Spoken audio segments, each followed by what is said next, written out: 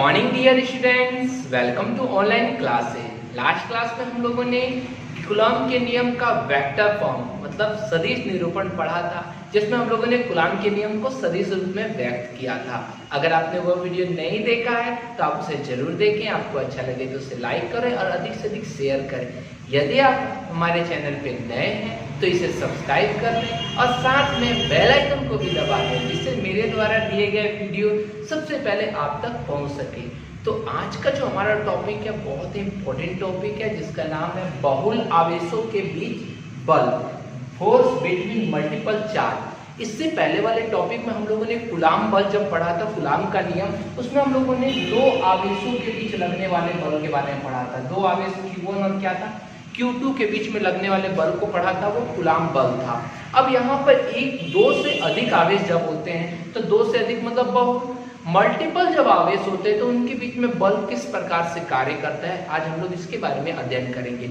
इस वाले टॉपिक के अंदर एक बहुत ही इंपॉर्टेंट सिद्धांत है जिसका नाम है अध्यारोपण का सिद्धांत। हमें इसके बारे में भी इसमें पढ़ना है। बहुत ही इंपॉर्टेंट टॉपिक है ये अध्यारोपण का सिद्धांत, इसलिए इस पे आप VVI का मार्क लगा लेंगे, ठीक है, बहुत इंपॉर्टेंट है। अध्यारोपण का सिद्धांत, प्रिंसिपल ऑफ सुपरपोजिशन। जब हम दो से अधिक आवेश रखते हैं तो वहां पर एक नया सिद्धांत वर्क करता है जिसका नाम है अध्यारोपण का सिद्धांत। इस सिद्धांत के अनुसार देखिए, सिद्धांत को ध्यान से देखिएगा, किसी आवेश पर कई अन्य आवेशों के कारण, मतलब कोई एक आवेश है उस पर कई अन्य आवेशों के कारण लगने वाला बल उन सभी आवेशों द्वारा एक एक करके लगाए गए बलों के सदिश योग के बराबर होता है। अर्थात किसी भी कोई भी एक आवेश है, उस पर एक से अधिक आवेश द्वारा जब बल लगाया जा रहा है तो वह आवेशों द्वारा लगाया गया बल उन सभी आवेशों के एक एक करके लगाए गए बलों के सदिश योग के बराबर होता है। अब इसको समझने के लिए हम एक चित्र बनाते हैं, बिल्कुल ध्यान से आप देखिएगा। हम यहाँ पे एक आवेश ले लेते हैं Q1 ले लेते हैं, ये हमारा आवेश मेन है। इस पर किसी आवेश द्वारा, कई सारे आवेश द्वारा इस पर कोई ना कोई बल लगाया जा रहा है। मान लीजिए एक आवेश यहाँ Q2 ले लेते हैं, एक यहाँ Q3 ले लेते हैं, एक यहाँ Q4 ले लेते हैं, ठीक है। एक से अधिक आवेश है और भी आप ले सकते हैं, आपकी मन की मर्जी है, Q5 भी ले सकते हैं, ठीक है। इन सभी आवेशों द्वारा, इन चारों आवेशों द्वारा इस Q1 पे बल लगाया जा रहा है, ठीक है। मान लीजिए Q1 पर बल जो लग रहा है उसका मान क्या होगा, F1। Q1 पे लगने वाला बल का मान क्या हो गया, F1। बट Q2 द्वारा Q1 पे लगाया गया बल, Q2 द्वारा Q1 पे लगाया गया बल, तो Q2 से Q1 पे लगाया जा रहा है तो मेन कौन हुआ, Q1 मेन हुआ। मैंने पिछले टॉपिक में आपको पढ़ाया था। तो Q2 से Q1 पे लगाया गया बल क्या हो जाएगा, F12। तो इसके द्वारा लगाया गया बल कौन होगा, F12 होगा। फिर Q3 से Q1 पे लगाया गया बल क्या होगा, तो F13 होगा। फिर Q4 से Q1 पे लगाया गया बल क्या होगा, F14 होगा। और Q5 से Q1 पे लगाया गया बल क्या होगा, Q15 होगा। अर्थात इन सभी बलों में जो हमारा F1 है वह बल इन बाकी चार आवेशों द्वारा लगाए गए बल के सदिश योग के बराबर होता है। इसे ही अध्यारोपण का सिद्धांत कहते हैं। अर्थात अध्यारोपण के सिद्धांत के अनुसार जो क्या होगा, किसी आवेश पर लगाया गया बल मतलब F1 बराबर किसका सदिश योग है, तो बाकी सभी आवेशों द्वारा एक एक करके लगाए गए बलों के सदिश योग। तो Q2 द्वारा कौन सा बल लगाया गया है, F12 लगाया गया है। फिर प्लस Q3 द्वारा F13, फिर Q4 द्वारा F14, फिर Q5 द्वारा F15। अर्थात जो यहाँ बल हो रहा है, कुल बल हो रहा है, वह बल इन सभी बलों के सदिश योग, यहाँ सदिश वेक्टर फॉर्म है, उसके योग के बराबर होता है। इसे ही क्या कहते हैं, इसी क्या कहते हैं, अध्यारोपण का सिद्धांत कहते हैं। ठीक है, तो अध्यारोपण का सिद्धांत आपको समझ में आ गया। मैं फिर से एक बार पढ़ रहा हूं। किसी आवेश पर, मतलब किसी आवेश पर, यहाँ पर हमने Q1 पर लिया है, Q1 पर कई अन्य आवेशों के कारण, कई अन्य आवेशों मतलब कई सारे आवेश हैं, जैसे Q2, Q3, Q4, Q5 और कई अन्य आवेशों द्वारा लगने वाला बल क्या होगा, F1। इस पर जो मेन बल लग रहा है वो F1 होगा, Q1 पर F1। उन सभी आवेशों द्वारा एक एक करके लगाए गए बलों के सदिश योग। इन सभी द्वारा जो बल लग रहा था, Q2 द्वारा कौन सा बल लग रहा है, तो F12 लग रहा है। Q3 द्वारा कौन सा लग रहा है, F13 लग रहा है। Q4 द्वारा ऊपर F14 लग रहा है। Q5 द्वारा कौन सा लग रहा है, तो F15 लग रहा है। अर्थात इन सभी द्वारा जो यहाँ पे बल लग रहा है, यह सभी बल के सदिश योग के बराबर होता है। इसे ही क्या कहते हैं, अध्यारोपण का सिद्धांत या सुपरपोजिशन, वो प्रिंसिपल ऑफ सुपरपोजिशन कहते हैं। अब इसके आधार पे हम बहुल आवेशों के बीच में बल के मान को प्राप्त कर सकते हैं। तो हमारा जो मेन टॉपिक है वो है बहुल आवेशों के बीच लगने वाला बल। तो ये हम लोग को थ्योरी याद रखनी है, सभी को याद रहेगी क्या है, बस इतना ही लिख दीजिएगा। तो इसे ही अध्यारोपण का सिद्धांत कहते हैं। बगल में अगर ये फिगर बनाना है तो फिगर बना सकते हैं, और इसको आप अर्थात में लिख सकते हैं। ठीक है, इसको आप किसमें लिख सकते हैं, अर्थात में करके लिख सकते हैं। तो यहाँ तक आप अध्यारोपण के सिद्धांत को उतार लीजिएगा, उतार लेंगे। अब मैं इसको मिटा दे रहा हूँ क्योंकि मेरे को ये अभी नहीं करना है, अब मैं आगे बढ़ूंगा। उतार लीजिएगा इसको अच्छी तरीके से। अब नेक्स्ट टॉपिक है हमारा क्या है, बहुल आवेशों के बीच लगने वाला बल। बहुल आवेश, यहाँ पे बहुल मतलब मैंने यहाँ पे कई सारे आवेश हो सकते हैं। अब यहाँ पे हम आवेश को मान लेते हैं। माना कि Q1, Q2, Q3 dash dash dash मतलब डॉट डॉट डॉट Qn, मतलब n आवेश है। Q1 से लेके Qn आवेश किसी निकाय में स्थित है। तो ठीक है, हम एक निकाय ले लेते हैं, फिर वही जैसा चित्र बनाए थे वैसा ही चित्र ले लेते हैं। उसमें एक मेन Q1 को बीच में लिख देते हैं, और बाकी Q2, Q3, Q4 इस टाइप से कहां तक है, Qn। n मतलब अनलिमिटेड, जिसकी कोई सीमा ही नहीं है। जब कोई सीमा नहीं है तो Q5, और एक हम Qn वाला हम डॉट डॉट करके Qn ले लेते हैं, जिसका कोई लिमिट नहीं है तो हम Qn ले लिए।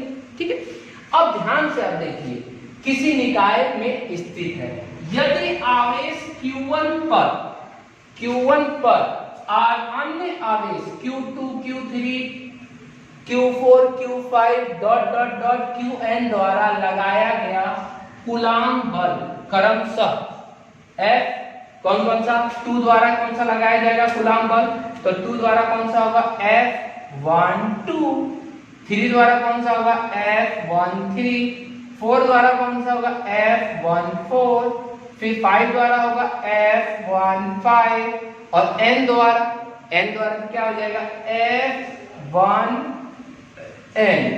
हो जाएगा।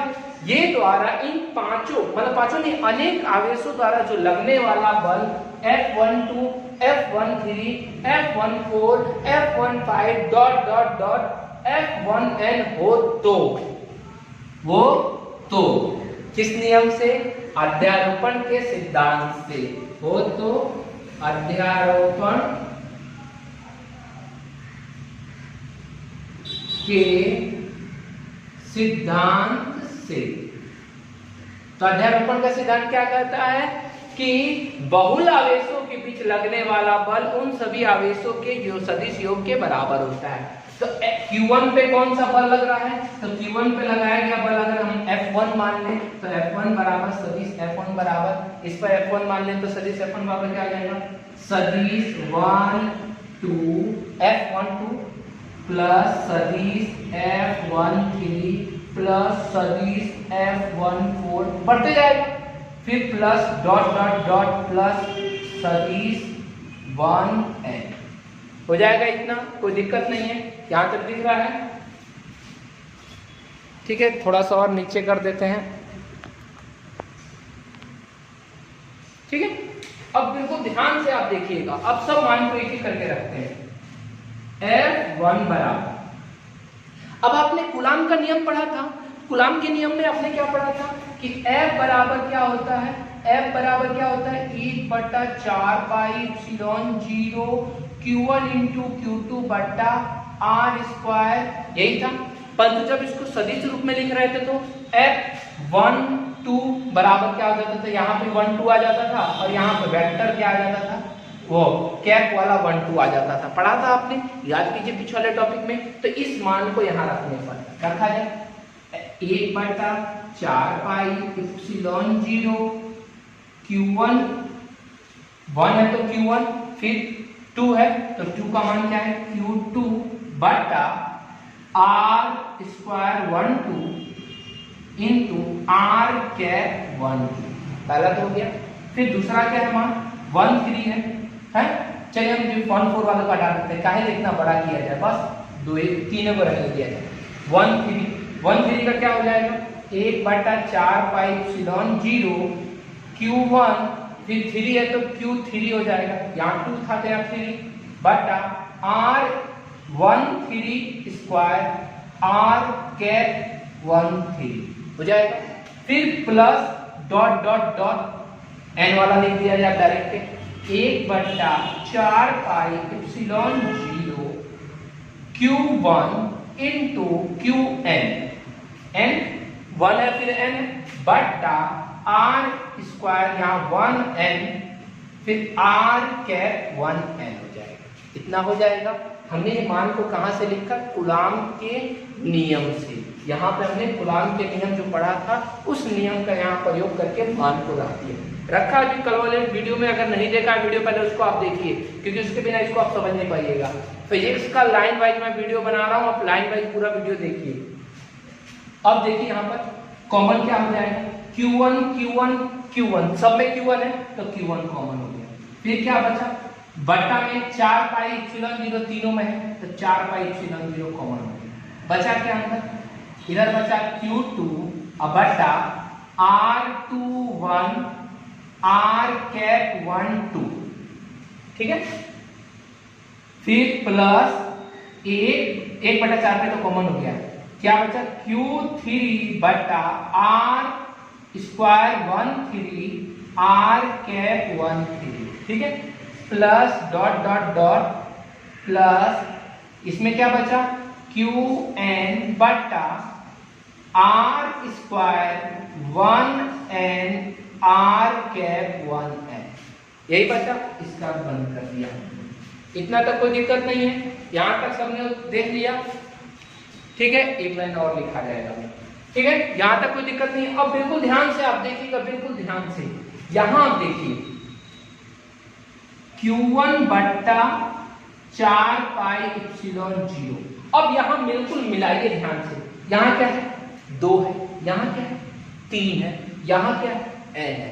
मतलब कि यहां 2 से बढ़ रहा है, कहां तक जा रहा है n तक। बीच में डॉट डॉट है तो 2 3 4 5 6 7 8 9 10 बढ़ेगा, वो n तक गया।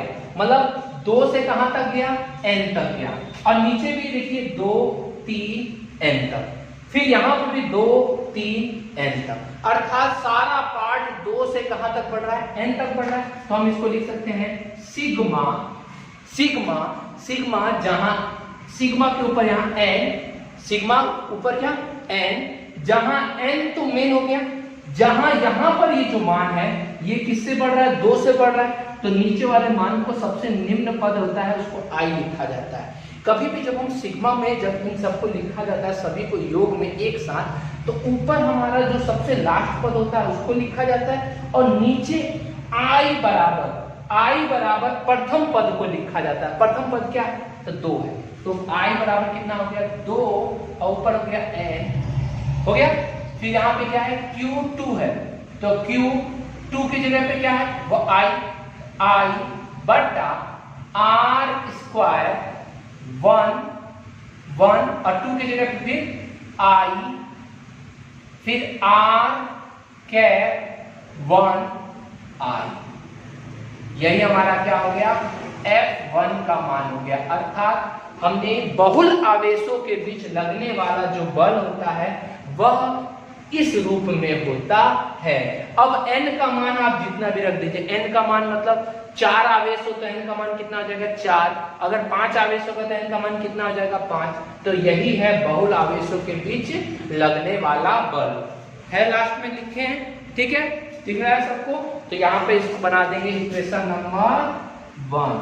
चाहे इक्वेशन नंबर 1 इसको बना दिया जाए, ये कौन सा नियम से है? अध्यारोपण के सिद्धांत से है। ठीक है, और इसको इक्वेशन नंबर क्या बना दीजिएगा 2। ठीक है, तो लिख दीजिएगा समीकरण 2 बहुल आवेशों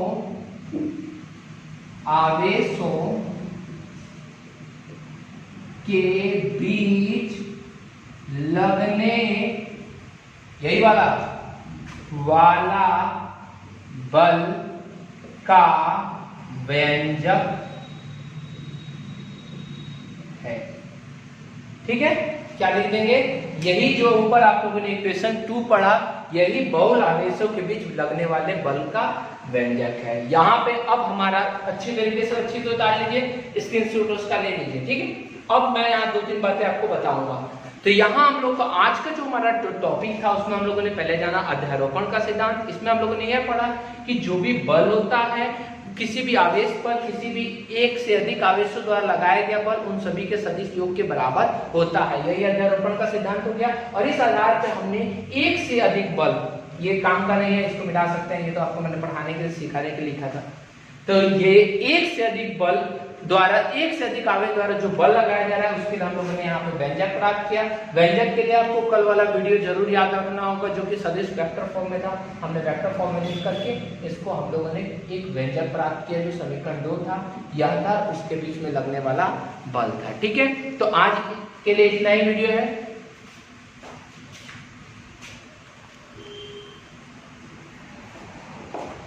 आज के लिए इतना ही काफी है। अगले वीडियो में हम लोग नेक्स्ट टॉपिक है जो वैद्युत आवेश है, इसके बारे में अध्ययन करेंगे। और एक और बात, मैं आप सभी को यहाँ पे सभी का किसी का न्यूमेरिकल नहीं पढ़ा रहा हूँ, किसी भी चीज का न्यूमेरिकल नहीं पढ़ा रहा हूँ। न्यूमेरिकल के लिए मैं अलग से वीडियो बनाऊंगा जिसमें आप लोग अच्छी तरीके से कर सकेंगे।